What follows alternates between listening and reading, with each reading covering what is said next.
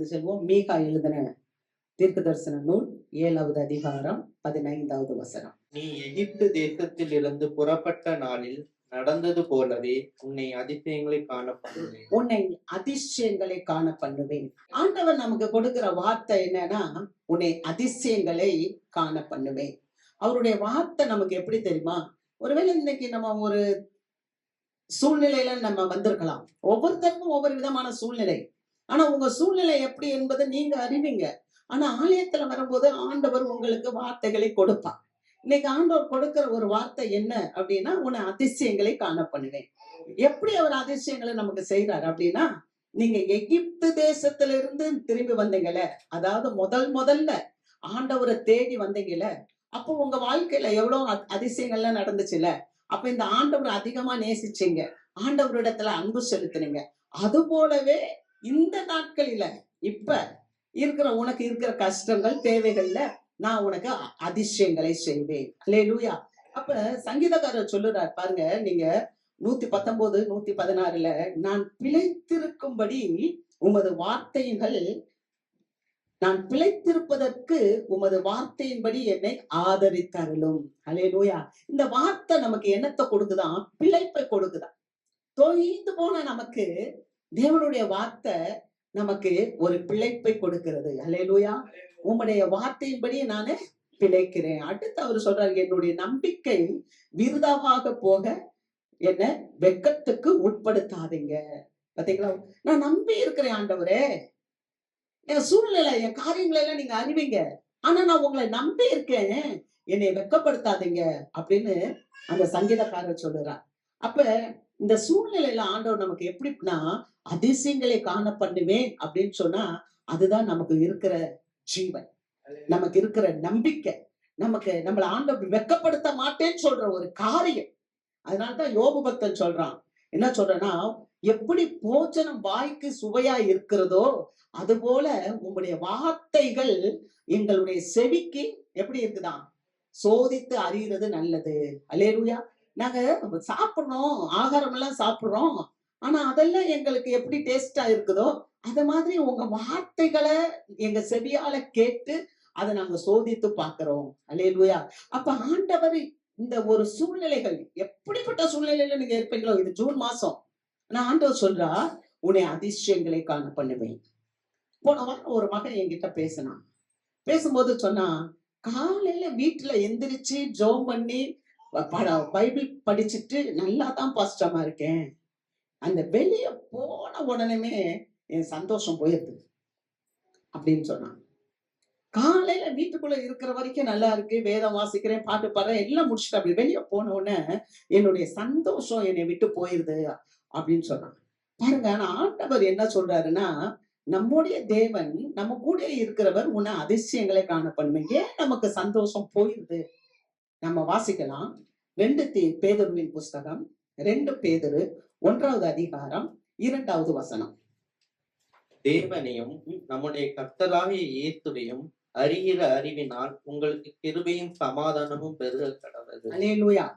தேவனையும் நம்முடைய கர்த்தராகிய இயேசுவையும் அறிகிற அறிவினால் உங்களுக்கு கிருபையும் சமாதானமும் பெருக கடவுது. ஆண்டவரோடு இருந்த முதல் சீசன், மூத்த சீசன், ஆண்டவர் தனக்கென்று பிரத்யேகமா தெரிந்து கொண்ட ஒரு மீனவன், அவர் பிற்காலத்துல எழுதும் போது சொல்லுகிறாரு, ஆண்டவராகிய இயேசு கிறிஸ்துவை அறிகிற அறிவினால் உங்களுக்கு கிருபையும் சமாதானமும் பெருக கடவுது. அல்லேலூயா. என்னவா? எது பெருகணும்? நமக்கு கிருபை பெருகணும். நான் வேதம் வாசிக்கிறேன், நான் ஜெபிக்கிறேன், ஆனா வெளியே வந்தவுடனே என் சந்தோஷம் போயிருதுன்னா என்ன அர்த்தம்? அவரை அறிய வேண்டிய விதத்திலே அறியவில்லை. அவரை சரியாய் அறிந்தால், இயேசுவை சரியாய் அறிந்திருந்தோமானால் நமக்கு என்ன கிடைக்குமா? கிருபை கிடைக்கும், சமாதானம் கிடைக்கும். அது ரெண்டுலயும் பெருகுவோம். ஒரு அமைதி, ஒரு குழப்பம் இல்லாத ஒரு வாழ்க்கை. எந்த ஒரு சூழ்நிலையில கர்த்தர் என் பட்சத்தில் இருக்கிறான், நான் பயப்பட மாட்டேன், ஏன்னா நான் கிருபை பெற்றவன், நான் கிருபை பெற்றவன். அல்லேலூயா. அடுத்த வசனத்தை நம்ம வாசிக்கிறோம். 3வது வசனம். தம்முடைய மகிமையினாலும் காருண்யத்தினாலும் நம்மை அழைத்தவரை அறிகிற அறிவினாலே ஜீவனுக்கும் தேவ பக்திக்கும் வேண்டிய யாவற்றையும் அவருடைய திவ்ய வல்லமையானது நமக்கு தந்தருளினதும் அன்றி மகிமையினாலும் காருண்யத்தினாலும் தேவன் நம்மை அழைத்தார். நம்ம சும்மா வந்துடல. இந்த இடத்துல எவ்வளவு மக்கள் இருக்கிறாங்க, இந்த தேசத்துல எவ்வளவு பேர் இருக்கிறாங்க, தமிழ்நாட்டுல எவ்வளவு பேர் இருக்கிறாங்க. ஆனா தேவன் நம்ம மேல என்ன வச்சிருக்கிறாருன்னா, அவர் நம்ம மேல ஒரு கிருபையை வச்சிருக்கார். ஒரு காருண்யம். காருண்யம்னா என்ன? இரக்கம். ஒரு பெரிய இரக்கத்தை தேவன் என் மேல வச்சதுனாலதான் நான் ஆண்டவருடைய பிள்ளையா மாறி இருக்கிறேன். அவர் கிருபையை வச்சிருக்கிறாரு. அவர் என் மேல இரக்கத்தை, காருண்யத்தை வச்சு, ஒரு மகிமையை வச்சு என்னை அழைத்தவரை நான் அறிகிற அறிவு அவரை அறிந்திருக்கிறேனா, அவரை நான் புரிஞ்சிருக்கிறேனா? எனக்காக கல்வாரியில ரத்த சிந்தன அந்த தேவன், நான் பாவியா இருக்கும் போதே எனக்காக அவரே ஒப்பு கொடுத்தவர் மற்ற எல்லாத்தையும் எனக்கு கொடுக்காம இருப்பாரா? அந்த அறிகிறது, அந்த அறிதல், அந்த புரிதல் நமக்குள்ள இருக்கா? அப்படி நமக்குள்ள அது வரும்போது அவர் என்ன பண்றாராம், ஜீவனுக்கும் தேவ பக்திக்கும் வேண்டியவற்றை அவருடைய திவ்ய வல்லமை நமக்கு தந்தருளுது. நல்லா கவனிங்க. என்னத்துக்கு கொடுக்குதான்? ஜீவனுக்கும் தேவ பக்திக்கும். நம்ம பக்தியா இருக்கணும். தேவ பிள்ளைகளை, தேவன் பக்தி உள்ளவர்களை தமக்கென்று தெரிந்து கொண்டார். அப்போ உங்களுக்கு தேவ பக்தி இருக்குன்னா வீட்டுல வேதத்தை வாசித்துட்டு வெளியே வந்த உடனே போயிடாது. அதுக்கு உரிய பலத்தை, தேவ பக்திக்கு உரிய பலத்தை அவருடைய திவ்ய வல்லமை உங்களுக்கு கொடுக்கும். மகிமைன்னா என்ன தெரியுமா? பிறப்புக்கும் இறப்புக்கும் இடையில் இருப்பதுதான் மகிமை. ஒவ்வொரு தேவ பிள்ளையுடைய வாழ்க்கையில நம்ம பிறந்து நம்ம மரிக்க போகிற நாள்ல இடையில இருக்கிற காலங்கள் தான் நமக்கு மகிமையான காலங்கள். நம்ம ஆண்டவருக்கு பிரியமா வாழ்ந்தோம்னா அது மகிமையாக இருக்கும். நம்ம ஆண்டவருக்கு பிரியம் இல்லாம வாழ்றோம்னா அது அவலட்சணமாக இருக்கும். அப்ப ஆண்டவர் தேவ பக்திக்கு வேண்டிய திவ்ய வல்லமையை எனக்கு கொடுக்கிறார். நான் வெளியே போன உடனே எனக்கு சந்தோஷம் போயிருது இல்ல. சந்தோஷம் என்பது இடம் பார்த்து, நேரம் பார்த்து, மனிதர்களை பார்த்து, செய்கைகளை பார்த்து வருவது அல்ல. சந்தோஷம் என்பது பரிசுத்த ஆவியினுடைய கனி. கலாத்தியர் 5வது அதிகாரம் 22வது வசனத்துல பரிசுத்த ஆவியினுடைய 9 கனிகளை கொடுக்கப்பட்டிருக்கிறது. அன்பு, சந்தோஷம், சமாதானம், இதெல்லாம் கர்த்தரிடத்திலிருந்து பெற்றுக்கொள்கிறது. அல்லேலூயா. இதை எப்படி நம்ம பெற்றுக்கொள்ள முடியும்? இயேசுவை அறிகிற அறிவினாலே. இயேசுவை எப்படி அறிவீங்க? இயேசுவை இன்னைக்கு குடும்பங்கள்ல புருஷனே அறிந்து கொள்ள முடியல, மனைவி புருஷனை அறிந்து கொள்ளல, புருஷன் மனைவியை அறிந்து கொள்ளல. என்ன தெரியுமா சொல்றாங்க? நாங்க அட்ஜஸ்ட்மெண்ட் செய்கிறோம். நீங்க அட்ஜஸ்ட்மெண்ட் செய்யாதீங்க, நீங்க புரிந்து கொள்ளுங்க. ஹல்லேலூயா. அட்ஜஸ்ட்மெண்ட் செய்யறது வாழ்க்கை நிக்காது. என்னங்க வாழ்க்கை? அட்ஜஸ்ட் பண்ணிட்டு போறேன். எவ்வளவு நாள் அட்ஜஸ்ட் பண்ணுவேன்? என் மனைவியை நான் அறிந்திருக்கிறேன், அவள் குணாதிசயத்தை நான் அறிந்திருக்கிறேன், என் கணவரை நான் அறிந்திருக்கிறேன், அவர் குணாதிசயத்தை அறிந்திருக்கிறேன். அவர் எப்படித்தான், அவர் வேலைக்கு போவார், அவர் லேட்டா தான் வருவார், இப்படிதான் செய்வார். ஆனால் அவர் நல்லவர், என்னை பார்த்துக் கொள்வார். புரிதல். என் மனைவியை நான் அறிந்திருக்கிறேன், அவள் நல்லவள், அவள் எனக்கு உரிய தேவைகளை எல்லாம் சந்திக்கிறாள், அவளை நான் புரிந்திருக்கிறேன். அண்டர்ஸ்டாண்டிங். இதுதான் கிறிஸ்துவுக்கும் நமக்கும் வர வேண்டும். அவரை அறிகிற அறிவுல வளரும் போது நமக்கு சமாதானமும் கிருபையும் பெறும். அல்லேலூயா. அடுத்த வசனத்தை வாசிக்கிறோம். இச்சையினால் உலகத்தில் உண்டான கேட்டுக்கு தப்பி திவ்ய சுபாவத்துக்கு பங்குள்ளவர்களாகும் பொருட்டு மகா மேன்மையும் அருமையுமான வாக்கு தத்தங்களும் அவைகளினாலே நமக்கு அளிக்கப்பட்டிருக்கிறது. இந்த வார்த்தையினால நமக்கு என்ன இருக்குதான்? திவ்ய சுபாவத்துக்கு பங்குள்ளதாம். திவ்ய சுபாவம். திவ்ய சுபாவம்னா என்ன? ஆண்டவரை போல ஒரு சுபாவம். இச்சையினால் உண்டாகிற கேட்டுக்கு நம்ம தப்புவிக்கணும். அல்லேலூயா. ஆமென். நீங்க ஆதியாகமம் புஸ்தகம் 3வது அதிகாரம் 6வது வசனத்தை வாசித்தீங்கன்னா, அந்த பெண்மணி அந்த பழத்தை இச்சிப்பா. அது பாக்குறதுக்கு அழகா இருக்கு, புசிக்கிறதுக்கு நல்லா இருக்கு, அது ரொம்ப விரும்பப்படத்தக்கதா, இச்சிக்கப்படத்தக்கதா இருக்குன்னு சொல்லிட்டு அந்த பெண்மணி என்ன செஞ்சிருவா? அந்த பழத்தை சாப்பிட்டு தன் கணவனுக்கும் கொடுத்து, இன்னைக்கு இருக்கிற இந்த தேசத்தை இப்ப எப்படி பாவத்துக்குள்ள மனுக்குளம் விழுந்து, அதனால இயேசு கிறிஸ்து வந்து நம்மளை மீட்டெடுத்திருக்கிறார். அல்லேலூயா. பாவத்துல விழுந்து ஆண்டவர் இயேசு மறுபடியும் நமக்கு வந்து நம்மளை மீட்டெடுத்திருக்கிறார். ஆமென். ஆதாமின் பிள்ளைகளா இருந்த நம்மளை பிந்தின ஆதாமாகி கிறிஸ்துவின் பிள்ளைகளாக கர்த்தர் நம்மளை மாற்றி எடுத்திருக்கிறார். அப்ப அந்த திவ்ய சுபாவத்தை தேவன் நமக்கு கொடுக்கிறார். இச்சையினால் உண்டான அந்த கேட்டிலிருந்து விலகி நம்ம அவருடைய திவ்ய சுபாவத்தினால் நிறைந்தவர்களாய் வாழும்படி நமக்கு வாக்குத்தத்தங்கள் கொடுக்கப்பட்டிருக்கிறது. அல்லேலூயா. அப்ப இந்த வாக்குத்தத்தங்கள்லாம் எப்படி இருக்கு அப்படின்னா, நீங்க அடுத்து பார்க்கும்போது 5-7 வரைக்கும் பார்க்கும்போது அங்க என்ன சொல்லப்பட்டிருக்கிறன்னா, உங்களுக்கு முதலாவது விசுவாசம் வேணும். அப்புறம் என்ன வேணும்? தைரியம் வேணும். அல்லேலூயா. தைரியம் அப்படின்னா நற்குணம் அப்படின்னு அர்த்தம். தைரியம்னா நற்குணம். நீங்க இதை அப்படியே கேட்டுட்டே வாங்க. கர்த்தர் இன்னைக்கு பெரிய காரியத்தை உங்களோட பேசுவார் பாருங்க. முதலாவது நமக்கு விசுவாசம், அப்புறம் தைரியம், ஞானம், இச்சை அடக்கம், பொறுமை, தேவ பக்தி, சகோதர சிநேகம், அன்பு, இதெல்லாம் நீங்க என்ன பண்ணணுமா? கூட்டி வழங்கணுமா. சபைகள்கிட்ட இதெல்லாம் இருக்குது.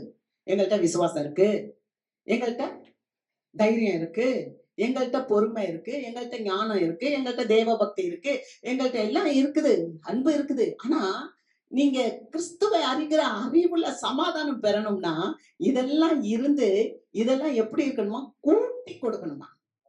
அல்லேலூயா. கூட்டி கொடுக்கணும். விசுவாசம் தெய்வம் இருக்குன்றது சபைக்குள்ள வராத நிறைய பேர் வெளியிலயும் சொல்லுவாங்க தெய்வம் இருக்குன்னு சொல்லி. ஆனா தேவ பிள்ளைகளுக்கு கூடுதலா இருக்கணும். அதை கூட்டி வழங்குங்கள். வாசிக்கலாம் 8வது வசனம். இவைகள் உங்களுக்கு உண்டாயிருந்து பெருகினால் உங்களை நம்முடைய கர்த்தராய் இயேசு கிறிஸ்துவை அறிகிற அறிவிலே வீணரும் கனியற்றவருமாய் இருக்க ஒட்டாது. பாத்தீங்களா? நான் காலையில வேதத்தை வாசிக்கிறேன், ஆனா வெளியே போன சந்தோஷம் இல்ல. இல்ல, இதெல்லாம் உங்களுக்குள்ள இருந்து விசுவாசம், இச்சை அடக்கம், அன்பு, சகோதர சிநேகம், ஞானம், பொறுமை, இதெல்லாம் உங்களுக்குள்ள இருந்து இதெல்லாம் உங்களுக்குள்ள பெருகினால், ஆமென், பெருகணும். அவிசுவாசிகளுக்குள்ளயும் அவங்களும் சொல்லுவாங்க எனக்கு தெய்வ பக்தி இருக்குதுன்னு சொல்லுவாங்க, அவங்களும் சொல்லுவாங்க எங்க கிட்ட அன்பு இருக்குன்னு சொல்லுவாங்க. இருக்கு. ஆனா தேவ பிள்ளைகளுக்கு இருக்கிறத பெருக்கணும். நீங்க பெருக்குனா நீங்க கர்த்தராக இயேசு கிறிஸ்துவை அறிந்திருக்கிறதுல வீணரும் கனியற்றவர்களுமா இருக்க ஒட்டாது. அல்லேலூயா. வீணா போக மாட்டோம். நம்ம வீணா இருக்க மாட்டோம். ஒரு மரம் இருக்கு, அந்த மரம் கனியே இல்லாம இருக்குதுன்னா எப்படி இருக்கும்? அது வீணா இருக்கும். அந்த மரத்தினால ஒரு 10 பைசா பிரயோஜனம் இல்ல. வச்சு தண்ணி ஊத்தி ஒத்துக்கிட்டே இருக்கிறோம், கனியே கொடுக்கல, என்ன பண்ணுவோம்? எதுக்கு இது இடத்தை அடைக்குது? வெட்டி போடும் சொல்லுவோமா இல்லையா? அப்ப நம்ம ஆண்டவர் அறிகிற அறிவுல நல்லா வளரணும். வளர்ந்தோம்னா நம்ம வாழ்க்கை எப்படி இருக்கும்னா வீணரா இருக்க விடாது, கனி இல்லாம இருக்க விடாது. அடுத்த வசனத்தை வாசிப்போம். இவைகள் இல்லாதவன் எவனோ அவன் முன் செய்த பாவங்கள் அற தான் சுத்திகரிக்கப்பட்டதை மறந்து கண் சொருகி போன குருடனாய் இருக்கிறான். இதெல்லாம் இல்லாதவங்க. இது இந்த விசுவாசம், இந்த தைரியம், தைரியம்னா நற்குணம், இந்த நற்குணம், இந்த பொறுமை, இந்த ஆவியின் கனிகள்ல இருக்கிற காரியங்கள் எல்லாம் நம்ம கிட்ட இல்லைன்னு வச்சுக்கோங்க. சகோதர சிநேகம் இல்ல, அன்பு இல்ல, இதெல்லாம் இல்லாம இருந்தா எப்படியா நம்ம கண் சொருகி போனவங்களை போல இருப்போம். கண் சொருகி போனதுன்னா என்ன? முன்னால நான் பாவம் செஞ்சேன், அந்த பாவத்துல இருந்து சுத்திகரிக்கப்பட்டிருக்கேன்றதையே நம்ம மறந்துருவோம். நான் சுத்திகரிக்கப்பட்டேன்றதை மறந்து நான் ஒரு தூய்மையான பிள்ளை, ஒரு பரிசுத்த பிள்ளை, பரிசுத்த ஆவியை பெற்ற பிள்ளைன்றதையே மறந்து கண் சொருகி போன குருடனை போல இருப்போமா? எவ்வளவு வார்த்தை இருக்கு பாருங்க. நீங்க 2வது அதிகாரம் 2 பேதுரு 2:22 வாசிங்க. நாய் தான் கக்கினதை தின்னவும் கழுவப்பட்ட பன்றி சேற்றிலே புரளவும் திரும்பினது என்று சொல்லப்பட்ட மெய்யான பழமொழியின்படியே அவர்களுக்கு சம்பவித்தது. பாத்தீங்களா? நாய் தன் கக்கினதை தின்னுதான், பன்றி கழுவப்பட்ட பன்றி சேற்றுல போய் புரளுறது போல என்ற பழமொழி வசனம் சொல்லுது. அப்ப நான் பாவத்துல இருந்து கழுவப்பட்டேன்ற ஒரு எண்ணம் நமக்கு இல்லாம கண் சொருகி போயிடும். அப்ப நம்ம குருடனை போல ஆயிடுவோமா? அப்ப நம்ம என்ன பண்ணணும்? நம்மள புதுப்பித்துக் கொள்ளணும். அடுத்த வசனம் வாசிங்க. 1:10. ஆகையால் சகோதரரே, உங்கள் அழைப்பையும் தெரிந்து கொள்ளுதலையும் உறுதியாக்கும்படி ஜாக்கிரதையா இருங்கள். இவைகளை செய்தால் நீங்கள் ஒரு காலம் இடறி விடுவதில்லை. அல்லேலூயா, அல்லேலூயா. உங்களுடைய அழைப்பு, உன்னுடைய தெரிந்து கொள்ளுதல நீங்க என்னன்னு சொல்லி அறிந்து கொண்டீங்கன்னா ஒரு நாள் நீங்க வெக்கப்பட்டு போகவே மாட்டீங்க, நீங்க வீணராய் போக மாட்டீங்க, நீங்க இடறி விழ மாட்டீங்க. அல்லேலூயா, அல்லேலூயா. நீங்க அழைக்கப்பட்ட அழைப்ப புரிந்து கொண்டு ஜாக்கிரதையா இருங்க. ஜாக்கிரதையா இருங்க. நீங்க நினைக்கலாம், உன்னை அதிசயங்களை காண பண்ணுவேன்னு சொன்னீங்களே, ஆனா சம்மந்தம் இல்லாம இதெல்லாம் பேசுறீங்களே அப்படின்னு நம்ம நினைக்கலாம். பாருங்க, சப்ஜெக்ட்க்கு வரேன். நீங்க அழைக்கப்பட்ட அழைப்ப நீங்க தெரிந்து கொள்ளணும். ஜாக்கிரதையா இருக்கணும். உறுதியா இருக்கணும். நீங்க உறுதியா இருந்தா நீங்க இடறி விழ மாட்டீங்க. அல்லேலூயா. அப்ப உங்களுக்கு அதிசயம் நடக்கணும்னு சொன்னா, முதலாவது நீங்க அழைப்பையும் தெரிந்து கொள்ளுதலையும் புரிந்து கொள்ளணும். உங்க அழைப்பையும் தெரிந்து கொள்ளுதலையும் புரிந்து கொண்டு அதுல நீங்க ஜாக்கிரதையா இருக்கணும். நீங்க அப்படி ஜாக்கிரதையா இருக்கும்போது நீங்க என்னவாக மாட்டீங்கன்னா, இடறி விழ மாட்டீங்க. அல்லேலூயா. வீணராக மாட்டீங்க. கர்த்தருக்கு மகிமை. அப்ப ஆண்டவர் இன்னைக்கு உங்களுக்கு அதிசயங்களை செய்வேன்றாரு. அதிசயத்தை செய்யறதுக்கு முதலாவதாக ஒரு முன்னுரையாக இத்தனை காரியத்தை செய்துட்டார். சொல்லிட்டு இப்ப சொல்றாரு, நீ எகிப்து தேசத்திலிருந்து புறப்பட்ட நாளிலே நடந்தது போலவே உன்னை அதிசயங்களை காண பண்ணுவேன். அல்லேலூயா. எகிப்து தேசத்திலிருந்து புறப்பட்ட நாள்ல அவங்களுக்கு என்ன நடந்துச்சு வாசிக்கலாம். சங்கீதம் புஸ்தகம் 119:18. உமது வேதத்தில் உள்ள அதிசயங்களை நான் பார்க்கும்படிக்கு என் கண்களை திறந்தருளும். உமது வேதத்தில் இருக்கிற அதிசயங்களை நான் பார்க்கும்படிக்கு என் கண்களை திறந்தருளும். சங்கீதக்காரர் சொல்றார், அருமையான ஒரு வார்த்தை. நம்ம கையில வேத புஸ்தகம் இருக்கு. இந்த வேத புஸ்தகத்தை நம்ம தேடி தேடி வாசிக்கணும். இந்த வேத புஸ்தகத்துல நிறைய அதிசயங்கள் இருக்கிறது. அல்லேலூயா. நம்முடைய வாழ்க்கையில அதிசயங்கள் நடக்கணும் அப்படின்னா நீங்க அதிசயங்களை எல்லாம் மெடிடேட் பண்ணணும், தியானம் பண்ணணும். என்னென்ன அதிசயங்களா இருக்கு? வேத புஸ்தகம் முழுவதுமே அதிசயம் தான். நீங்க வேத புஸ்தகத்தை படிச்சீங்கன்னா பால்ல இருந்து, தயிர்ல இருந்து, முட்டையில இருந்து எல்லா வார்த்தைகளும் கொடுக்குது. அதே மாதிரி மேல ஸ்கைல நடக்கிறது எல்லாம், கீழே பூமியின் ஆழத்துல நடக்கிறது எல்லாம், எல்லாமே இது ஒரு பயங்கரமான ஒரு பொக்கிஷ புஸ்தகம், ட்ரெஷர். இதுல இருக்கிற அதிசயங்களை நீங்க ஆராய்ந்து பாத்தீங்கன்னா உங்க வாழ்க்கையில ஒவ்வொரு நாளும் நல்ல ஒரு திடகாத்திரமான நம்பிக்கையும் அற்புதங்களையும் நீங்க பாப்பீங்க, அதிசயங்களை பாப்பீங்க. வாசிக்கலாம் யாத்ராகமம் புஸ்தகம் 14:21-22. மோசே தன் கையை சமுத்திரத்தின் மேல் நீட்டினார். அப்பொழுது கர்த்தர் ராமுழுதும் பலத்த கீழ்காற்றினால் சமுத்திரம் ஒதுங்கும்படி செய்து அதை வறண்டு போக பண்ணினார். ஜலம் பிளந்து பிரிந்து போயிற்று. இஸ்ரவேல் புத்திரர் சமுத்திரத்தின் நடுவாக வெட்டாந்தரையிலே நடந்து போனார்கள். அவர்கள் வலது புறத்திலும் அவர்கள் இடது புறத்திலும் ஜலம் அவர்களுக்கு மதிலாக நின்றது. ஹல்லேலூயா. நல்லா கவனிங்க. இஸ்ரவேல் ஜனம் 430 வருஷம் எகிப்துல அடிமையா இருந்துச்சு. ஆண்டவர் ஒரு ரட்சகனை எழுப்பினார். மோசே எழுப்பி ஆண்டவர் இஸ்ரவேல் ஜனங்களை வெளியே கொண்டு வருகிறார். உங்களை நல்ல இடத்துல, பாலும் தேனும் ஓடுகின்ற நலமும் விசாலமான இடத்துல உங்களை கொண்டு வர போறேன்னு சொல்லிட்டார். இவங்க புறப்பட்டு வந்தாங்க. அங்க இருக்கிற ஜனங்கள் எல்லாம் கொள்ளையிட்டு பொண்ணோடு பொருளோடு அவங்க புறப்பட்டு வந்தாங்க.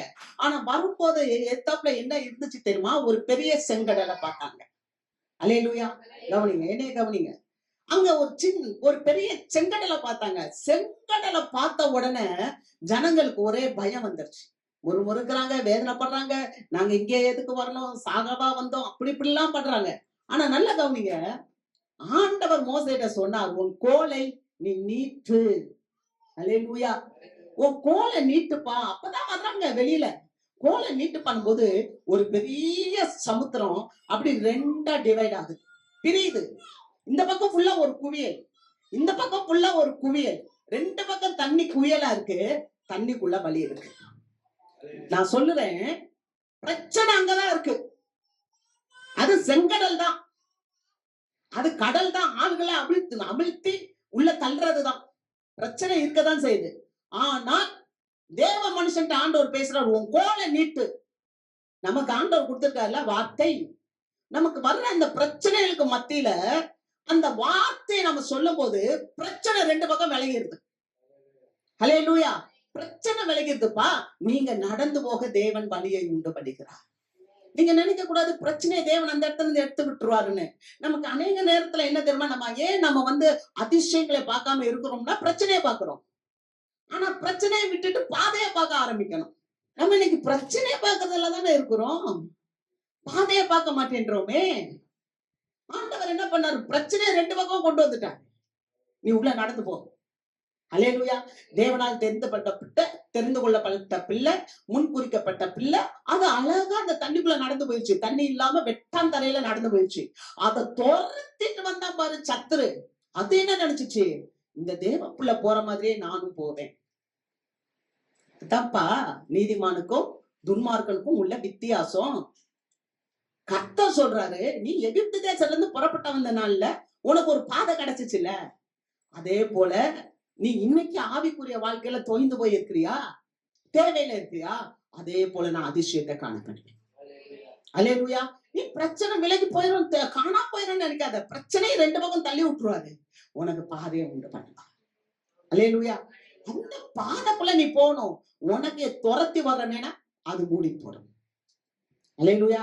எந்த பிரச்சனை உங்களை துரத்தி வருதோ அந்த பிரச்சனைக்கு ஆண்டவர் மூடி போட்டுருவாரு. ஆனா உங்களை தேவன் காப்பாற்றுவார். அல்லேலூயா. ஆக இதைத்தான் நம்ம விசுவாசிக்கணும். நம்ம வேத வார்த்தை தேடி தேடி நம்ம வாசித்து அதுல பலன் கொள்ளும் போது ஆண்டவர் உங்களுடைய வாழ்க்கையில அதிசயங்களை காணப்படுவார். 2வது ஒரு காரியத்தை வாசிக்கிறோம். நீதிமொழிகள் புஸ்தகம் 1வது அதிகாரம் 10வது வசனம். என் மகனே, என் மகனே, பாவிகள் உனக்கு நயங்காட்டினாலும் நீ சம்மதியாதே. என் மகனே, உனக்கு அதிசயம் சொல்றாரு பாருங்க. நீ அதிசயத்தை பெறணும்னா என்ன செய்யணும் பாருங்க. பாவிகள் உங்களுக்கு நயம் காட்டினாலும் நீங்க சம்மதிக்காதீங்க. நல்லா கவனிங்க. நீங்க எப்படி அதை கண்டுபிடிப்பீங்க? எப்படி கண்டுபிடிப்பீங்க? வாலிப பிள்ளைங்க இருக்கிறோம், பெரியவங்க இருக்கிறோம், எல்லாருமே இருக்கிறோம். நம்ம வாழ்க்கையில நமக்கு அதிசயம் நடக்கணும்னு சொன்னா நல்லா கவனிங்க. பாவிகள் நயம் காட்டும் போது நம்ம என்ன பண்ணக்கூடாது, சம்மதிக்க கூடாது. நயம் காட்டுவான். நயம்னா என்ன? உங்களுக்கு தீமை நடக்கும் ஒருத்தவர் சொன்னா நீங்க போக மாட்டீங்க. ஆனா நல்லது நடக்கும் நயமா பேசுனா நம்புவோம். இந்த எலி பிடிக்கிறாங்க பாத்தீங்களா? எலிக்கு யாராவது விஷமா வைக்கிறோம், நல்ல தேங்காயை கொண்டாந்து வைப்போம். அதுவும் சுட்டு வாசனைய வச்சு அது என்ன பண்ணும், சூப்பரான பிரேக்ஃபாஸ்ட் இருக்கு இல்ல, போய் எடுத்துக்கலாம். இன்னும் கொஞ்சம் அதுக்கு இஷ்டமா கொஞ்சம் கருவாடை சுட்டு வச்சுட்டா கமகமன்னு சூப்பரா இருக்கு, அதுக்கு ஒரு நல்ல லஞ்ச் அப்படின்னு நினைச்சிட்டு வரோம். அது என்ன நினைக்கும், நல்ல சாப்பாடு இருக்குன்னு தான் நினைக்கும். அது பொறி இருக்கு, எலி பொறி இருக்கு அப்படியே நினைக்கும். தூண்டில் போடுறோம், குட்டி மீனை போடுறோம், பெரிய மீன் பிடிக்குது. அது என்ன நினைக்குது, ஐயோ நமக்கு இறை கிடைக்குது. அப்படிதானே நயங்காட்டி தானே பிடிக்கிறோம், நயங்காட்டி தானப்பா பிடிக்கிறோம். அது மாதிரி பாவிகள் உங்களை நயம் காட்டினாலும் நீங்க என்ன பண்ணக்கூடாது, சம்மதிக்காதீங்க. ஒரு மனுஷன் இருந்தான், ரொம்ப சிறப்பானவன். நீங்க நினைச்சுக்காதீங்க அவன் சாதாரணமானவன். சிங்கத்தையே பிடிச்சு கொள்றான், சிங்கத்தை பிடிச்சு கொள்றான். அவன் மேல ஒரு பாவு வைக்கிறாங்க. பாவுனா தெரியுமா? நெசவு நெய்யறவங்க ஒரு பெரிய பாவு சுத்தி வச்சிருப்பாங்க, நூல் அதுலதான் இருக்கும். அதுல நெசவு செய்ய செய்ய செய்ய வேஷ்டி உண்டாகும். அந்த நெசவு பண்ண அதுல துண்டு வரும், தலை தோற்ற துண்டு, டவல், இதெல்லாம். அந்த மாதிரி ஒரு பெரிய பாவு. அந்த பாவை தூக்கி அவன் முடியிலேயே கட்டி வைக்கிறாங்க. அந்த பாவையே தூக்கிட்டு ஓடிடுறான். நிலக்கால்ல கட்டி வைக்கிறாங்க. அந்த நிலைக்கால்களையே அப்படியே உதறி தூக்கிடுறான். அவ்வளவு பலசாலிங்க. நல்லா கவனிங்க, பலசாலி. அவன் அவ்வளவு பலசாலி, சிங்கத்தை கொல்றான், எல்லாம் செய்யறாங்க. ஆனா என்னாச்சு தெரியுமா, அவன் சரீரத்துல நல்ல பலமா இருந்தான், ஆனா மைண்ட்ல வீக் ஆயிட்டான். ஒரு நாள் ஒரு பொம்பளைய போய் பார்த்துட்டான். அந்த பொம்பளை அவனை என்ன பண்ணிட்டா, அட்ராக்ட் பண்ணிட்டான். அவளை ரொம்ப கன்சோலிங்கா பேசினான். இன்னைக்கு நிறைய குடும்பம் சதறதுக்கு காரணமே அப்படித்தான். என்ன தெரியுமா, ஒரு பெண்ணோ ஒரு ஆணோ கொஞ்சம் கன்சோலிங்கா பேச ஆரம்பிச்சா நம்ம சதறிடும். நம்ம குடும்பம் இடிக்கப்படுறது தெரிய மாட்டேங்குது. ஏன்னா குடும்பத்துல அன்பு கிடைக்கல, குடும்பத்துல நமக்கு சந்தோஷம் கிடைக்கல. அதனால நம்ம என்ன பண்ணிடுறோம், பக்கத்துல யாராவது அன்பா பேசினா அந்த அன்புக்கு ஏங்கிடும். ஆனா அந்த அன்பு அது எப்படிப்பட்ட அன்பு, நயமான அன்பு. நீங்க நினைச்சுக்க கூடாது வெளியில இருந்து வர்ற அன்பு உண்மையான அன்புன்னு சொல்லி. பாவிகள் உனக்கு நயம் காட்டினாலும் நீ என்ன பண்ணக்கூடாது, சம்மதிக்காத. இந்த பொம்பளை அவளை நயம் காட்டுனா, அந்த பொம்பளை எல்லாரும் என்ன பண்ணிருந்தாங்க, அந்த ஊர்ல அவளே ஒரு வேசி. அந்த ஊர்ல உள்ள பெரியவங்க அந்த பொம்பளைட்ட, அந்த பெலிஸ்த அதிபதிகள் என்ன பண்ணாங்க, நிறைய பணம் தாரோம், இந்த மனுஷனுடைய பலம் எதுல இருக்குன்றத நீ தெரிஞ்சு சொல்லு அப்படின்னு சொல்லி. அந்த வசனத்தை வாசிங்க. நியாயாதிபதிகள் 16:5. அவளிடத்திற்கு பெலிஸ்தரின் அதிபதிகள் போய், நீ அவனை நயம் பண்ணி அவனுடைய மகாபலம் எதினாலே உண்டாயிருக்கிறது என்றும், நாங்கள் அவனை கட்டி சிறுமைப்படுத்துகிறதற்கு எதினாலே அவனை மேற்கொள்ளலாம் என்றும் அறிந்து கொள். அப்பொழுது நாங்கள் ஒவ்வொருவரும் 1100 வெள்ளிக்காசு உனக்கு கொடுப்போம் என்றார்கள். பாத்தீங்களா, அவள்கிட்ட பெலிஸ்தரின் அதிபதிகள் போய் அவளை நயம் பண்றாங்க. அந்த பொம்பளை நயம் பண்றாங்க. நயம் பண்ணி, இந்த சிம்சோன் இருக்கிறானே, இவனுடைய மகா பலம் எதுல இருக்கு, நீ அதை கண்டுபிடிச்சு சொல்லு. எதுக்காம்? அவனை நாங்கள் சிறுமைப்படுத்த வேண்டும். பிசாசு ஒருத்தன் இருக்கான். அவன் வந்து உங்க வளர்ச்சியை விரும்பவே மாட்டான். உன்னுடைய பரிசுத்தத்தை விரும்பவே மாட்டான். நீ நீதியில வளர்றதை விரும்பவே மாட்டான். உன்னை எப்படியாவது அவமானப்படுத்தணும், அசிங்கப்படுத்தணும், உன்னை கீழே தள்ளணும்ன்றதை அவன் வேலை பார்ப்பான். இங்க பாக்குறோம், இந்த அதிபதிகள் அந்த பெண்மணிட்ட போய் சொல்றாங்க, அவனுடைய மகாபலம் எதுல இருக்குன்னு சொல்லு. அது மாத்திரம் இல்ல, அவனை நாங்க சிறுமைப்படுத்தணும். உனக்கு நாங்க எல்லாரும் ஆளுக்கு 1100 வெள்ளிக்காசுகள் தருகிறோம். இந்த பொம்பளை என்ன பண்ணா தெரியுமா? அவன்கிட்ட பேச்சு கொடுத்தான். உன் பலம் எதுல இருக்கு? அப்ப அவன் சொன்னான், என்னைய அகனி நார்களால கட்டுனா என்னுடைய பலன் போயிடும்னு சொன்னான். உடனே இவன் என்ன பண்ணா, பெலிஸ்தர்களை எல்லாம் கூப்பிட்டா, அகனி நாரை எடுத்துட்டு வாங்க, இவனை கட்டுவான்னு. கட்டுனாங்க. கட்டுன உடனே அவன் என்ன பண்ணான், கட்டா விழுத்துட்டு ஓடி போயிட்டான். உடனே இவ தோத்து போயிட்டா. திரும்ப, அதாவது இந்த சத்துரு நித்தம் நம்மளோட போராடுவான். நீங்க நினைக்க கூடாது ஒரு நாளோட முடிஞ்சு போச்சுன்னு. ஒவ்வொரு நாளும் நமக்கு போராட்டம் உண்டு. விசுவாச வாழ்க்கையில போராட்டம் உண்டு. ஒவ்வொரு நாளும் தேவ பிள்ளைங்க நம்ம அதிசயங்களை காண வேண்டும்.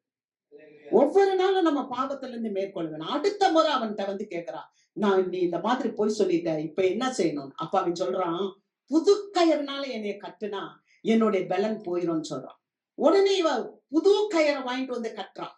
கட்டி அவனை பெலிஸ்தர்கள்ட்ட, ஓடியாங்க, புது கயிறுனால கட்டி வச்சிருக்கேன், இவனை வந்து பிடிங்கன்னு. ஆனா புது கயிறுல கொண்டாந்த உடனே அவன் அப்பவும் உதறி தள்ளிட்டு எந்திரிச்சு ஓடி போயிடறான். உடனே எங்களுக்கு ரொம்ப மனசு கஷ்டமாயிருது. 3ஆவது தடவை கேட்கிறா, நீ வந்து உனக்கு எனக்கு மேல அன்பு இல்லையா, நீ உண்மையை சொல்லு. சொல்றா. அவன் சொல்றான், 7 ஜடைகளை, அவனுக்கு ஜடையா இருக்கும் சிம்சோனுக்கு. ஏன்னா அவன் நசரேயன். அவன் தலையில சவரகன் கத்தி படல, அவனுக்கு மொட்டையெல்லாம் அடிக்கல, நல்ல நீல முடி, அந்த முடியெல்லாம் பின்னி வச்சிருப்பான். அந்த 7 ஜடைகளையும் அந்த பாவு நூல்ல நீ கட்டிட்டா என்னுடைய மகாபலன் போயிரும். இவ உடனே பாவு நூல்ல, நெசவு பாவு நூல்ல வாங்கி அந்த 7 ஜடைகளையும் கட்டி வைக்கிறான். அதே மாதிரி அந்த பெண்மணி சொல்றா, பெலிஸ்தர்களை கூப்பிட்டு, வாங்க, சிம்சோனை நான் கட்டி வச்சிருக்கேன் வாங்கன்னு சொல்லி. அவங்க எல்லாரும் வர்றாங்க. வந்தவுடனே இவன் திரும்ப அதே மாதிரி எந்திரிச்சு ஓடியே போயிடுறான். ஹல்லேலூயா, கர்த்தருக்கு மகிமை. 3 முறை தப்பிச்சுட்டான். 4வது முறை சத்துரு சும்மா விடல. பாருங்க, வசனத்தை வாசிப்போம். நியாயாதிபதிகள் 16:15.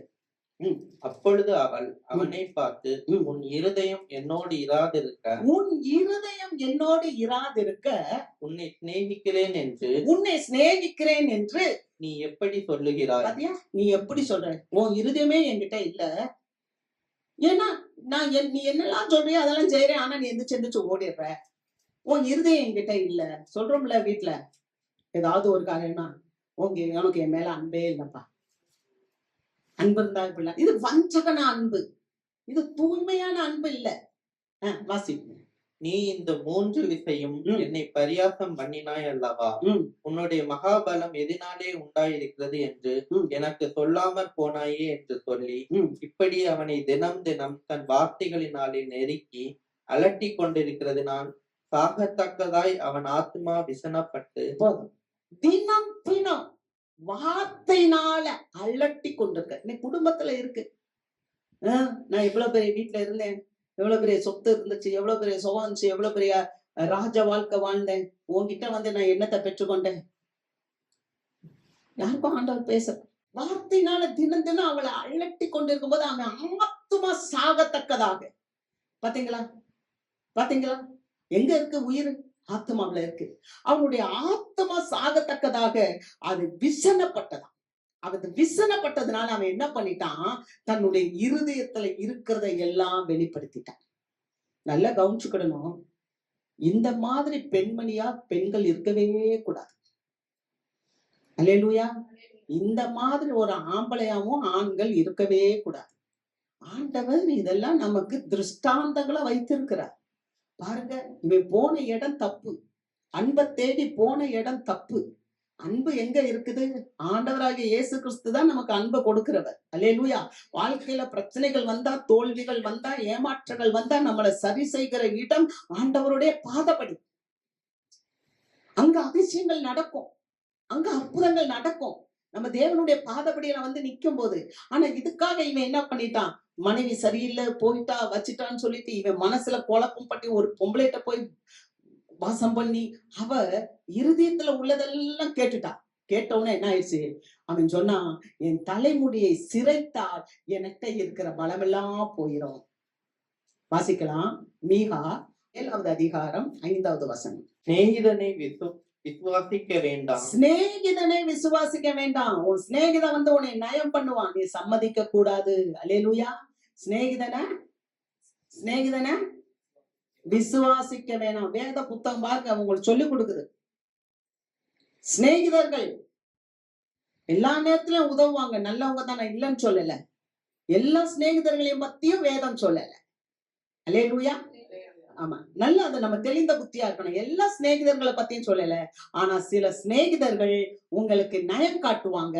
அப்ப நீங்க கவனமா இருக்கணும். சிநேகிதனை நீ நம்ப வேண்டாம், வழிகாட்டியை நம்ப வேண்டாம். வழிகாட்டியை நம்ப வேண்டாம். உனக்கு நான் வழி சொல்றேன் வான்னு சொல்றவனை நம்ப வேண்டாம். உன் மடியிலே படுத்துக் கொள்ளுகிறவளுக்கு முன்பாக உன் வாயை திறவாமல் எச்சரிக்கையாய். உன் மடியில படுத்துக் கொள்ளுகிறவளுக்கு முன்பாக உன் வாயை திறக்காம எச்சரிக்கையாயிரு. வாயவே திறக்கக்கூடாதான்.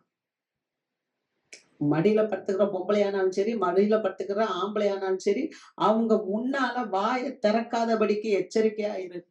இந்த மனுஷன் வாயை திறந்துட்டான், இருதயத்தை திறந்துட்டான். என் மகாபலன் எதுக்குள்ள இருக்குன்னா இதுக்குள்ளதான் இருக்குன்ட்டான். போச்சு, முடிஞ்சு போச்சு. முடிய வட்டிட்டான், ஃபுல்லா முடியெல்லாம் சிரைச்சிட்டான். சிரைச்சு பெலிஸ்தர்களை கூப்பிட்டவன. அப்பதான் அவன் கதையை என்ன ஆகுது, 20வது வசனம் வாசிப்போம். அப்பொழுது அவள், சிம்சோனே, பெலிஸ்தர் உண்மையில் வந்து விட்டார்கள் என்றாள். அவன் நித்திரை விட்டு விழித்து கர்த்தர் தன்னை விட்டு விலகினதை அறியாமல் எப்போதும் போல உதறி போட்டு வெளியே போவேன் என்றான். கர்த்தர் தன்னை விட்டு விலகினதை அறியாமல். உனக்கு நயம் காட்டுவாங்க, உன் சிநேகிதர்கள் நயம் காட்டுவாங்க, உன் வழிகாட்டிகள் உனக்கு நயம் காட்டுவாங்க, உன்னை தப்பு செய்யும்படி தவறான டைரக்ஷன்ல உன்னை இழுப்பாங்க. ஆனா நீ உன் இருதயத்தை விட்டுறக்கூடாது. நீ தேவனுடைய பிள்ளை, தேவனுடைய சாயலால் உண்டாக்கப்பட்ட பிள்ளை, தேவனுடைய ராஜ்யத்துக்கு உரிய பிள்ளை. நீ என்ன பண்ணிடக்கூடாது, இழந்து போயிடக்கூடாது, விட்டுறக்கூடாது, போயிடக்கூடாது. அவன் என்ன பண்ணான், திரும்ப நான் அதே மாதிரி உதறி போட்டு போவேன். கர்த்தர் அவனை விட்டு நீங்கினதை அவன் அறியவில்லை. ஏன்னா அந்த பாவத்திலேயே அப்படியே உட்கார்ந்துட்டனால அந்த மடியில அவன் படுத்திருக்கிறான். அந்த முடி சிரைக்கப்படுறதே அவனுக்கு தெரியல. சுகத்துல இருந்துட்டான். அதனாலதான் தேவப்பிள்ளை கடைசி நாள்ல வாழும்போது நம்ம ரொம்ப சுகம், ஆடம்பரம், அனித்தியமான வாழ்க்கைக்கு போயிடக்கூடாது, பூமிக்குரிய காரியங்களுக்கு போயிடக்கூடாது. எப்பொழுதும் ஒரு விசுவாசி ஆவிலே அனலா இருக்கணும், ஜெபத்திலே உறுதியா இருக்கணும், நம்பிக்கையில சந்தோஷமா இருக்கணும், உபத்திரவத்துல பொறுமையா இருக்கணும். இதெல்லாம் தேவ பிள்ளைங்களுக்கு ஆண்ட இல்ல எனக்கு இப்படி இருக்கு இப்படி இருக்க. நீ போட்ட இடம் சரி இருக்காது. தலை சிரைக்கப்படுறது உனக்கு தெரியாது.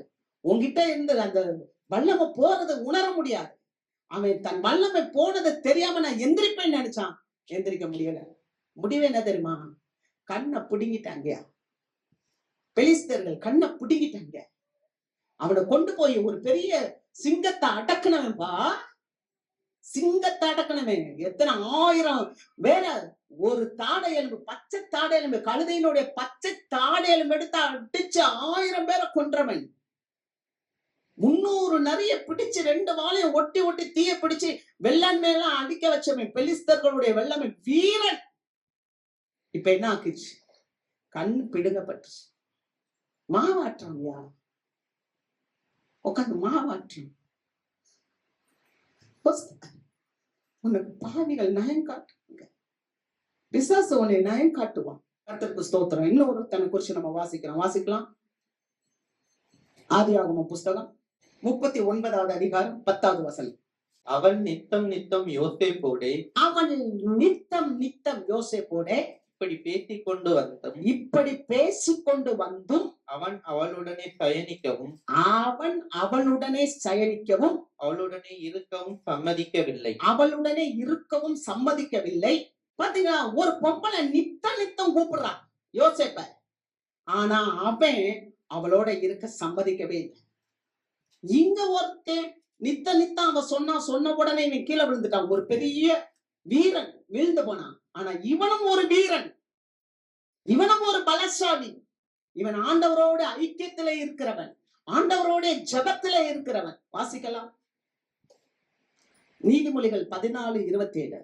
கர்த்தருக்கு பயப்படுதல் ஜீவ ஊற்று, அதனால் மரண கண்ணிகளுக்கு தப்பலாம். கர்த்தருக்கு பயப்படுதல் ஜீவ ஊற்று. இவன் கர்த்தருக்கு பயந்தான். அந்த பொம்பளை தினம் என் கூடவான்னு சொல்லும் போது, நான் எப்படி உனக்கிட்ட வருவேன்? இது கர்த்தருக்கு விரோதமான பாவம் உணர்த்தப்பட்டது. அதனாலதான் நான் சொல்லுவேன், சரீரத்துல ஆண்டவரை தேடுனா ஒண்ணுமே இல்ல. நீ ஆவியிலும் ஆத்மாவிலையும் ஆண்டவரை தேடுனாதான் எது பாவம், எது உண்மை, எது சத்ரு, எது கடவுளுடைய பிள்ளைங்க உள்ளத்திலே உணர்த்தப்படும். நீ கடவுளுக்கு பயந்தா உன்னை மரண கண்ணியிலிருந்து ஆண்டவர் தப்புவிப்பார். இந்த யோசேப்பு கர்த்தருக்கு பயப்படுகிறவன். கர்த்தர் அவனை மரணத்திலிருந்து தப்புவித்தார். அவனுக்கு கிடைச்சிச்சு ஒரு சிறைச்சாலை. ஆனா அது பிரச்சனை இல்ல, அது நீதி நிமித்தமாய் பெற்ற துன்பம். நீ நீதி நிமித்தமாக உனக்கு ஒரு துன்பம் வந்துச்சுன்னா அதை நீ சந்தோஷமா ஏற்றுக்கொள்ளும் போது கர்த்தர் அதுல இருந்து ஒரு மகிமையான காரியத்துக்கு உன்னை தூக்கி எடுப்பார். சிறைச்சாலையில இருந்து அவனை தூக்கி அவன் ராஜாவுக்கு அடுத்தவனாக உயர்த்தப்பட்டான். இது அதிசயம் இல்லையா? அல்லேலூயா, அல்லேலூயா. உன்னை அதிசயங்களை காண பண்ணுவேன். அப்ப கர்த்தருக்கு பயப்படுறது ஜீவ ஊற்று. பாவிகள் உன்னை நயங்காட்டினாலும் நீ என்ன பண்ணக்கூடாது? சம்மதிக்க கூடாது. ஒருவன் சம்மதித்தான், அவன் தன் வீரனை இருந்து இழந்து போய் அவன் கண் குருடாக்கப்பட்டு மாவாட்டிட்டான். ஆனா இவன் சம்மதிக்கல, சிறைச்சாலைக்கு போனான். ஆனா நேரா உயர்த்தப்பட்டான். கர்த்தர் அவன் வாழ்க்கையில அதிசயங்களை செய்தான். அவன் நினைச்சு பார்த்திருப்பானா? குழியில கடந்தவன், சகோதரர்களால் 20 வெள்ளிக்காசுக்கு விற்கப்பட்டவன், போர்த்திபார் வீட்டுல அடிமையா இருந்தவன், சிறைச்சாலையில போய் அடிமைத்தனத்துல இருந்தவன். அவன் நினைச்சு பார்த்தானா, ஒரு நாள் தேவன் அவனை உயர்த்தினான். காரணம் என்னன்னா, அவனோடு தேவன் உடன்படிக்கை பண்ணி இருந்தார், பேசி இருந்தார். அவனை வசனத்தை அங்க வாசிக்கிறோம். சங்கீதம் 105:19 அந்த வார்த்தைகள், அவனுக்கு சொன்ன வார்த்தைகள் நிறைவேறும் வழக்கம் அந்த வார்த்தை அவனை புடமிட்டது. நீ ராஜாவாவடா, சொப்பனம் கண்டான். நீ ராஜாவாவடா, நீ உன்னை கர்த்தர் உயர்த்துவா. ஒரு வார்த்தையை கர்த்தர் உங்களுக்கு கொடுத்தாருன்னா அதை பிடிச்சு வச்சுக்கிடணும். அதான் அதிசயம். தேவன் அந்த அதிசயத்தை நடத்துவார். அல்லேலூயா. எல்லா அறிக்கரையும் என்னுடைய அறிக்கட்டை பார்த்து வணங்கி நின்றுச்சுன்னா அதே மாதிரி தேவன் அவனை அந்த தேசத்திலே உயர்த்தினார். அல்லேலூயா. அவன் வாழ்க்கையில உயர்ந்து காணப்பட்டான். அதிசயம் நடந்தது. இரண்டாவது ஒரு காரியம், முதல்ல ஒரு அதிசயத்தை பார்த்தோம். செங்கடல் பிளந்துச்சு. பிரச்சனைகள் முன்னால இருந்துச்சு, ஆனா அது விலகி நின்றுச்சு, நம்மளை நடத்திட்டார். அல்லேலூயா. இரண்டாவது, பாவிகள் உனக்கு நயம் காட்டினாலும் நீ இதை சம்மதிச்சிடாத. நீ சம்மதிக்காம இருந்தா உனக்கு ஒரு அதிசயம் நடக்கும். யோசேப்பை தேவன் அதிகாரியாக ராஜாவுக்கு அடுத்த ஸ்தானத்துல உயர்த்திட்டார். சுண்டு வரல அசைக்கணும்னா கூட இந்த யோசேப்பிட்ட கேட்டுதான் அந்த நாட்டு மக்களை அசைக்கணும். எப்படிங்க? எப்படி பாருங்க, எவ்வளவோ ஒரு ஆசீர்வாதம். மூன்றாவது காரியம், மத்தேயு 18:10. இந்த சிறியரில் ஒருவனையும் அற்பமா எண்ணாதபடிக்கு எச்சரிக்கையாயிருங்கள். அவர்களுக்குரிய தேவதூதர்கள் பரலோகத்திலே என் பரமபிதாவின் சமூகத்தை எப்போதும் தரிசிக்கிறார்கள் என்று உங்களுக்கு சொல்லுகிறேன். அல்லேலூயா. இரண்டாவது ஒரு காரியம் பாருங்க, நம்ம யாரையும் அற்பமா நினைக்க கூடாது. நம்ம மற்றவங்களை அற்பமா எண்ணக்கூடாது. அவங்க சிலர் பார்த்தா நம்ம என்ன பண்ணுவோம், அவங்களுடைய பர்சனாலிட்டியை பார்த்து அல்லது அவங்களுடைய கல்வி ஸ்டேட்டஸ பார்த்து அல்லது அவங்களுக்கு படிப்பு இல்லைன்னு நினைச்சோ, அவங்களுக்கு பொருளாதாரம் இல்லைன்னு நினைச்சிட்டோ, அவங்களுக்கு அழகு இல்லைன்னு நினைச்சிட்டோ, நம்ம அவங்களை என்ன பண்ணக்கூடாதுன்னா அற்பமா நினைக்க கூடாது. அல்லேலூயா. அல்லேலூயா. ஏன்னா அவங்களுக்குரிய தேவ தூதர்கள் ஆண்டவருடைய பரிசுத்த ஸ்தலத்தை எப்போதும் என்ன பண்றாங்க? பரலோகத்துல எப்போதும் அவங்க தரிசிக்கிறாங்க. ஆமென். அல்லேலூயா. ஆக எல்லாருக்கும் ஆண்டவர் அவங்களுக்கு ஒரு பரிசுத்த தூதர்களை வச்சிருக்கிறாங்க. நம்ம யாரையும் அற்பமா நினைக்க கூடாது. யோசேப்ப கூட அவங்க அன்னைக்காரங்க என்ன நினைச்சான்னா அற்பமா தான் நினைச்சான். சொப்பனக்காரன் வாராங்க இல்ல, சொப்பனக்காரன் வாராண்டா. ஆனா தேவன் சொப்பனக்காரனை உயர்த்தினான். அவன் வாழ்க்கையில தேவன் அதிசயங்களை செய்தார். அத்தனை எவெல்லாம் வந்து சொப்பனக்காரனா அத்தனை பேரும் வந்து காலில் விழ வச்சார் ஆண்டவர். அல்லேலூயா. நீ யாரெல்லாம் பரியாசம் பண்ணியோ அத்தனை பேரும் உன் காலில் வந்து விழுபடி தேவன் உயர்த்தினான். அப்ப நம்ம யாரையும் அற்பமா ஈஸியா நினைக்க கூடாது. ஒரு முறை தாவீது போறாரு, ஒரு பெரிய போர் அங்க நடக்குது. அப்ப தாவீது அவங்க அப்பா கூப்பிட்டு ஈசாய் கூப்பிட்டு கொஞ்சம் அவங்க அண்ணனை போய் பாக்குறதுக்கு பாலாடை கட்டி வறுத்த பயறு இதெல்லாம் கொடுத்து போய் அன்னைங்களை பார்த்துட்டு வாங்க. இவன் அண்ணனை பார்க்க வர்றான். வந்திருக்கும் போது அன்னைக்காரனுக்கு கோபம் வருது. தாவீதை பார்த்து கோபம் வருது. ஏன்னா அங்க ஒரு பெலிஸ்தன் வந்து நிக்கிறான். அந்த பெலிஸ்தனை யாரு கொண்டு போடுறாங்களோ அவங்களுக்கு ராஜாவுடைய மகளை திருமணம் செய்து வைப்பேன். அதான் இருக்குல்ல, அப்படிலாம் இப்ப நடக்க மாட்டேங்குதுல்ல. இந்த பெலிஸ்தனை யாரு கொண்டு போடுறாங்களோ அவங்களுக்கு ராஜாவுடைய மகளை திருமணம் செய்ய முடியும் போது தாவீது அதை வந்து கேட்கிறார். கேட்ட உடனே திரும்ப திரும்ப கேட்கிறாரு, இந்த பெலிஸ்தனை கொல்றவனுக்கு என்ன செய்யப்படும்? அங்க உள்ளவங்க எல்லாம் சொல்றாங்க, இந்த பெலிஸ்தனை நீங்க கொன்னீங்கன்னா ராஜாவுடைய மகளை உங்களுக்கு திருமணம் செய்து கொடுப்பாங்க. அப்படியான்னு கேட்கும்போது அவங்க அண்ணன் எலியாபுக்கு ரொம்ப கோபம் வருது. வாசிக்கலாம் அந்த வசனத்தை வாசிங்க. 17வது அதிகாரம் 1 சாமுவேல் 17:28. அந்த மனுஷரோடு அவன் பேசிக் கொண்டிருக்கிறதை அவன் மூத்த சகோதரனாகிய எலியாப் கேட்டபோது அவன் தாவீதின் மேல் கோபம் கொண்டு, நீ இங்கே வந்தது என்ன? வனாந்தரத்தில் உள்ள அந்த கொஞ்ச ஆடுகளை நீ யார் ரத்தத்தில் விட்டாய்? யுத்தத்தை பார்க்க அல்லவா வந்தாய்? உன் துணிகரத்தையும் உன் இருதயத்தின் அகங்காரத்தையும் நான் அறிவேன் என்றான். பாத்தீங்களா? ஒண்ணு செய்யலாம். அந்த சின்ன பையன் வந்ததே அந்த அவங்களுக்கு சாப்பாடு கொண்டு வர்றான், பால் கட்டியும் வறுத்த பயிரையும் கொண்டு வர்றான். ஆனா இவன் வந்து கேட்கிறான், நீ இங்க என்ன வந்து நிக்கிற? உன்னுடைய துணிகரம் என்ன? நீ எப்படி இங்க வரலாம்? உனக்கிட்ட இருந்த கொஞ்சம் ஆடை யாரு பக்கத்துல விட்ட? இல்ல, அடுக்கடுக்கான கேள்விகள். நீ யுத்தத்தை பார்க்க வந்த, உன்னுடைய இருதயம் மேட்டுமையா இருக்கு. ஏன்னா இவனுக்கு பயம். ரொம்ப அற்பமா பாக்குறான் தாவீத, ரொம்ப அற்பமா. அவங்க வீட்லயே அவனை அற்பமா பார்த்திருக்காங்க. அவனை அற்பமா பார்த்தனாலதான் அவனை எங்க போட்டாங்க? ஆடு மேய்க்க போட்டாங்க. மற்றவங்க எல்லாம் எங்க இருக்கான்? சவுளுடைய ராணுவத்துல இருக்கான். ஆனா இந்த தாவீது மட்டும் எங்க போயிருக்கான்? ஆடு மேய்க்க வனாந்தரத்துல இருக்கான். யாரையும் நம்ம தொழில வச்சோ, அல்லது அவங்களுக்கு கல்வி தகுதி இல்லைன்னோ, அல்லது அவங்களுக்கு பொருளாதார வசதி இல்லைன்னோ, அல்லது அவங்களுக்கு ஒன்னும் படிப்பறிவெல்லாம் இல்ல, ஒன்னும் தெரியாதுன்னு சொல்லி நம்ம என்ன பண்ணக்கூடாதுன்னா அற்பமா நினைக்க கூடாது. அல்லேலூயா. அவன் கேட்கிறான், இத்தனை காரியம் அவங்க அண்ணன் எலியா கேட்கும் போது அவன் சொல்றான், நான் இங்க வந்ததற்கு ஒரு முகாந்தரம் இல்லையா? அல்லேலூயா. நான் ஒரு விசை கரடியையும் ஒரு விசை சிங்கத்தையும் நானே கொண்டிருக்கேன். ஆடுகளை தப்பிக்கும்படி நான் அவைகளை கொண்டு போட்டிருக்கிறேன்னு சொல்றான். அவன் பலசாலி. அவன் வந்து சொல்றான், ராஜாட்ட சொல்றான், இந்த பெலிஸ்தன் நிமித்தமாக உங்கள் யாருடைய இருதயமும் கலங்க வேண்டாம். என்ன பண்ண தெரியுமா? ஒரு கவன் கல் எடுத்தான், ஒரே அடி அடிச்சான். அப்படியே ஆன் த ஸ்பாட்ல கோலியாத்து கீழே விழுது. என்ன நடந்தது? அதே இடத்துல தாவீது உயர்த்தப்பட்டார். அல்லேலூயா, அல்லேலூயா. இது பெரிய அதிசயம் இல்லையா? ஆடு மேய்க்கிறவனை கொண்டாந்து ஆண்டவர் நீ ராஜாவாக்கிட்டேன்னு சொன்னா அதிசயம் இல்லையா? அல்லேலூயா. உங்க வாழ்க்கையில கர்த்தர் அந்த அதிசயத்தை செய்வார். நம்ம யாரையும், உங்களை கூட யாராவது அற்பமா நினைக்கலாம், தேவன் உங்களை உயர்த்துவார். அல்லேலூயா. நாம மற்றவங்களை அற்பமா நினைக்க வேண்டாம். அதே சமயத்துல நாம அற்பமா நினைக்கப்பட்டாலும் தேவன் நம்மளை வாழாக்காமல் தலையாக்கி கீழாக்காமல் மேலாக்குவார். அல்லேலூயா. 3வது ஒருத்தரை பார்க்கிறோம். வாசிக்கலாம். லூக்கா 18வது அதிகாரம் 11. பரிசேயன் என்று தேவனே, நான் பரிகாரர், அநியாயக்காரர், விபச்சாரக்காரர் ஆகிய மற்ற மனுஷரை போலவும் இந்த ஆயக்காரனை போலவும் இராததனால் உம்மை தோத்தரிக்கிறேன். பாத்தீங்களா? ஒரு பரிசேயன் வந்தான். அவன் வந்து சொன்னான், ஆண்டவரே நான் வந்து அநியாயக்காரனா இல்ல, பரிகாரனா இல்ல, விபச்சாரக்காரனா இல்ல. அவன் மேட்டிமைய பாத்தீங்களா? தேவ சமூகத்துல வந்து நான் பரிகாரன் இல்ல, நான் ஆயக்காரன் அல்ல, நான் அந்த விபச்சாரக்காரனை போலையும் மற்ற ஆயக்காரனை போலையும் நான் இல்லாததுனால உன்னை ஸ்தோத்தரிக்கிறேன். தேவனுக்கு முன்னால நம்ம வந்து மேன்மை பாராட்ட முடியுமா? உப்புன்னு ஊதி போடுவார். நம்ம ஒண்ணுமே கிடையாது. அல்லேலூயா. ஆனா இன்னொருத்தன் வந்தான். ஆனா அவன் வந்து என்ன சொன்னா,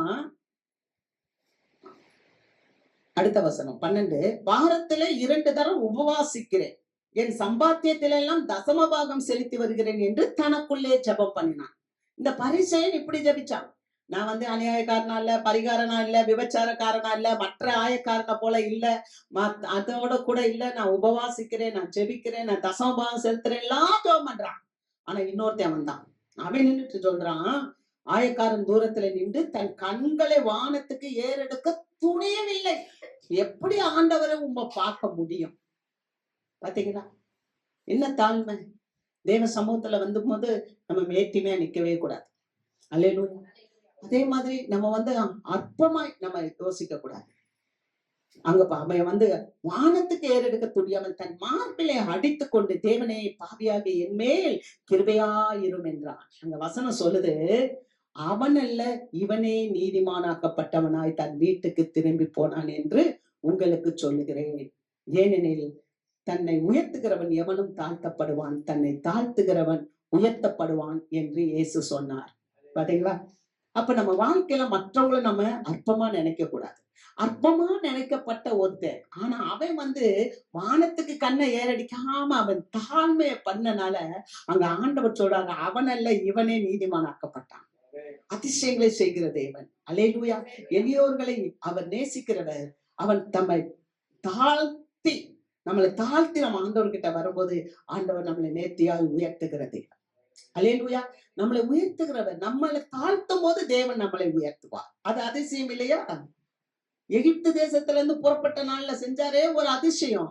ஆனா இந்நாள்ல நம்ம அதிசயங்களை காண வேண்டும் என்றால் இந்த காரியங்களை எல்லாம் நம்ம நினைவு கூர்ந்து நம்மளை தாழ்த்த வேண்டும். அல்லேலூயா.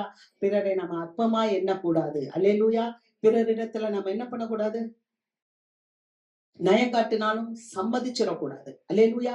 நமக்கு முன்னால எத்தனை பெரிய காரியங்கள் இருந்தாலும் கிறிஸ்துவின் வார்த்தைக்கு கீழ்ப்படியும் போது அந்த கரத்தை எடுத்து அவன் நீட்டுறான். அந்த கோலை எடுத்து நீட்டும் போது அது 2ஆ புரியுது. ஒரு காட்டத்தி மரத்தை சபிக்கிறார். சீஷர்கள் கேட்கிறாங்க, ஆண்டவரே இது எப்படி ஆயிற்று? அப்ப ஆண்டவர் சொல்றாரு, உனக்கு கொஞ்சம் விசுவாசம் இருந்தா நீ இந்த மலைய பார்த்து தள்ளுண்டு போனாலே போகும்ன்றார். ஆமென். அப்ப நமக்கு எவ்வளவு விசுவாசம் தேவை, எவ்வளவு கீழ்ப்படிதல் தேவை. ஆண்டவருடைய வார்த்தை வல்லமை உள்ளது. ஆமென்.